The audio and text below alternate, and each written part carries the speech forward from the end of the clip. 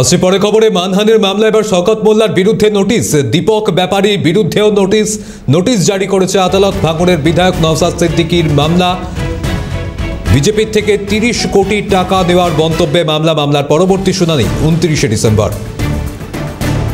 প্রতিনিধি অদ্রিজা ঘোষ রয়েছেন আমাদের সঙ্গে। অদ্রিজা, মানহানির মামলা শওকত মোল্লার বিরুদ্ধে নোটিশ জারি করা হয়েছে, কি জানা যাচ্ছে?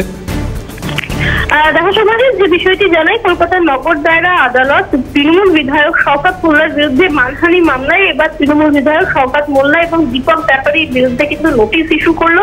এবং যে বিষয়টি জানা যাচ্ছে যে গত ৮ই সেপ্টেম্বর আদালতে তৃণমূল বিধায়ক শওকত মোল্লার বিরুদ্ধে কিন্তু মানহানি মামলার আবেদন করেছিলেন ভাঙড়ের বিধায়ক নওশাদ সিদ্দিকী। এবং মূলত তার যে অভিযোগ ছিল যে বিজেপির থেকে ৩০ কোটি টাকা তিনি নিয়েছেন বলে যে কথা শওকত মোল্লা বলেছেন তা মিথ্যাতে। এবং এই সমস্ত অভিযোগের প্রেক্ষিতে কিন্তু এই মানহানির মামলা তিনি দায়ের করেছিলেন।